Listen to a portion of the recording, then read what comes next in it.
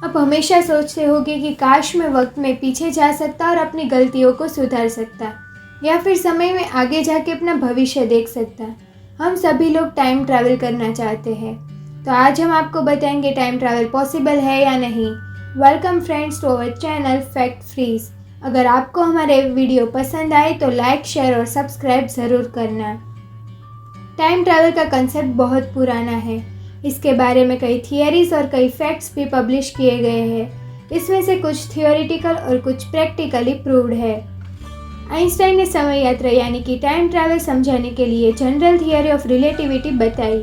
इस थियरी के मुताबिक समय की गति एक जैसी नहीं होती और समय अपनी गति कम या ज़्यादा कर सकता है। इसका मतलब समय आपकी गति पर निर्भर करता है। यूनिवर्स की गति 3 लाख किलोमीटर प्रति सेकंड है, जो स्पीड ऑफ लाइट की गति के समान है। अगर आप स्पीड ऑफ लाइट जितनी गति हासिल कर लेते हैं तो आप टाइम ट्रैवल कर सकते हो। मैं आपको एक प्रैक्टिकली प्रूव्ड एग्जांपल बताती हूँ।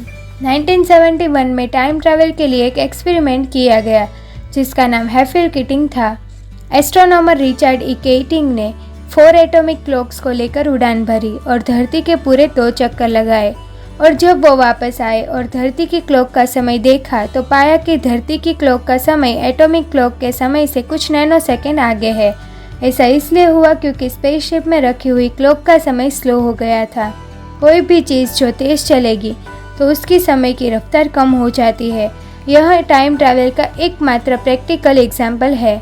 मतलब आप लाइट की स्पीड से ट्रैवल करोगे तो आप टाइम ट्रैवल कर सकते हो, पर दोस्तों इसके लिए लार्ज पावर सोर्स चाहिए जो अभी पॉसिबल नहीं है।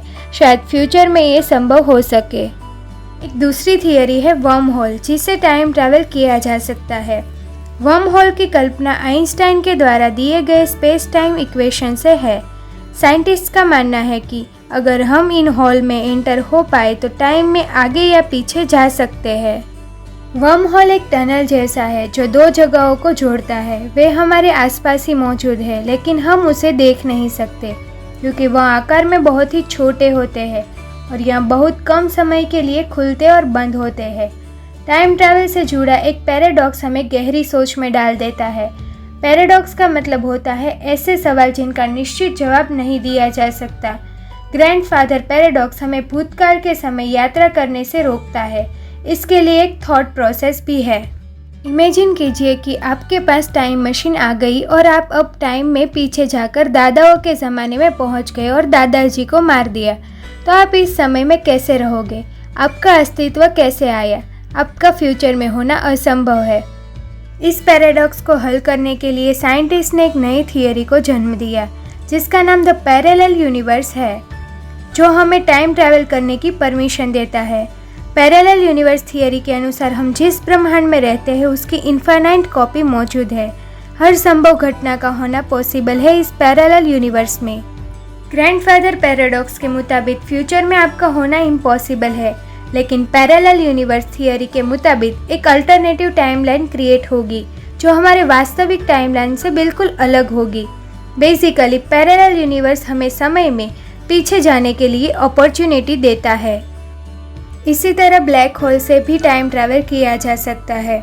ब्लैक होल में टाइम स्लो चलता है क्योंकि ब्लैक होल के मास से स्पेस और टाइम में कर्वेचर बनते हैं जो टाइम को स्लो कर देते हैं।